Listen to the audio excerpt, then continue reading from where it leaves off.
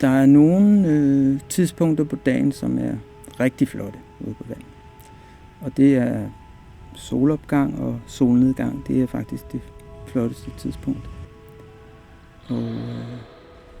Og så gik der et år, så ringede Jesper Finn til mig og spurgte, om jeg ville lave Olsenbanden med ham.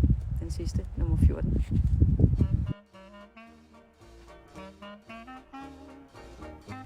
Altså, jeg er jo opvokset i Valby. Jeg har stået og glanet foran Nordisk Film, siden jeg fik lov at gå ud selv, da jeg var måske 5-6 år. Men det har været dansk film altid. Man vil ikke være på tværs, når min far han er sur. Han har ikke været fysisk mod os, men det er mere... Det var ubehageligt. Det sluttede af på en lidt træls måde. Og så kommer jeg hjem, og så lader han som om, at det slet ikke er sket. Eller også så kan han ikke huske det, det ved jeg ikke. Det er også noget af det, jeg er bange for.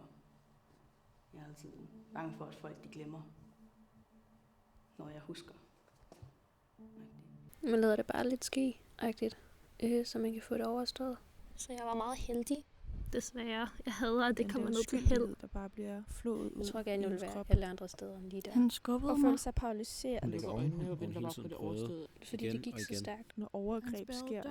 Og så følte jeg bare hele kroppen blive så. Nej, selvfølgelig ikke. Børn var helt bange for det. Jeg var bange. Det var ikke okay. Star Wars was a big influence on me because it came out in '77. I was born in '66. So I was right at the right age.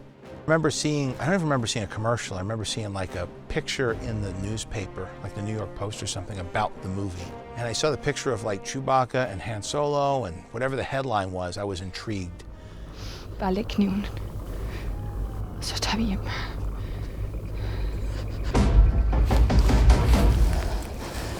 Jeg har brug for hjælp.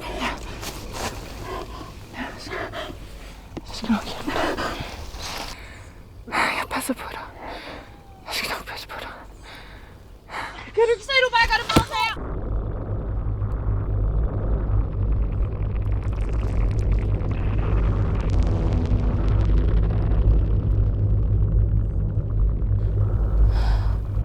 Jeg har brug for hjælp.